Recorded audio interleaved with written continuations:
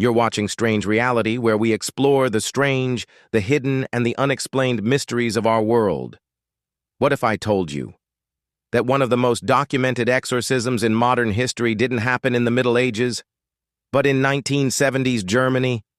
What if I told you this young woman screamed for hours, claimed to be possessed by 6 demons, refused food, drank her own urine, and begged to suffer because she believed her pain would save others?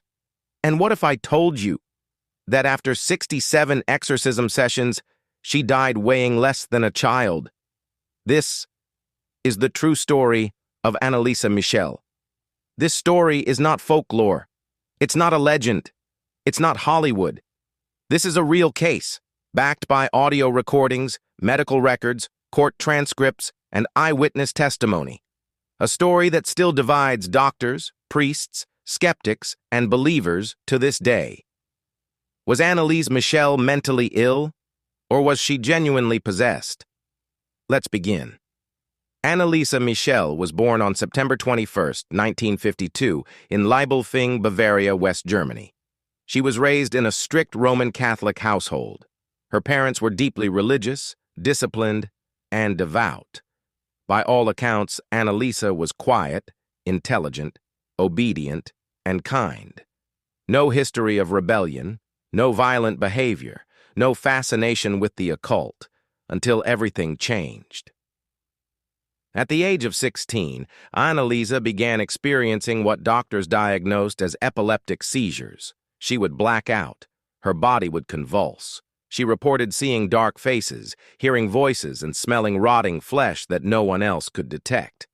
Doctors prescribed medication, strong antipsychotics and anticonvulsants, but instead of improving, she got worse. Anneliese claimed the voices mocked her prayers. She said she could no longer say the name Jesus without choking. She couldn't enter a church without collapsing. Religious images caused extreme distress. She claimed something inside her hated holy objects. And then, the voices identified themselves. According to Anneliese and the priests who later worked with her, she was possessed by 6 entities: Lucifer, Judas Iscariot, Cain, Adolf Hitler Nero, and a fallen priest named Fleischmann. They spoke through her, sometimes growling, sometimes screaming, sometimes switching voices mid-sentence. Audio recordings from the exorcism still exist, and they are chilling. After years of failed medical treatment, Anneliese's parents begged the Catholic Church for help. At first, the church refused, but in 1975, permission was finally granted. 2 priests were assigned: Father Arnold Renz, Father Ernst Alt. What followed was 67 exorcism sessions over 10 months. Each session lasted up to 4 hours.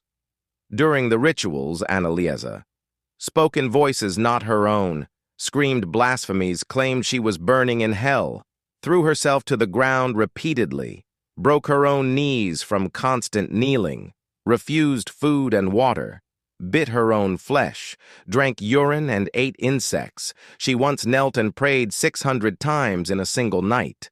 Her body slowly shut down, but she refused help. Anneliese believed her suffering was divinely chosen. She said the Virgin Mary gave her a choice: be healed or suffer, so others could be saved. She chose suffering. On July 1, 1976, Anneliese Michel died in her bed. She was 23 years old. Cause of death: starvation and dehydration. She weighed 68 pounds. After her death, her parents and the 2 priests were charged with negligent homicide. The court ruled she was mentally ill. She should have received medical treatment. The exorcism did not cause her death, but failing to stop it did. They were found guilty and given suspended sentences. To this day, the debate rages on. Medical professionals say epilepsy psychosis, religious delusion.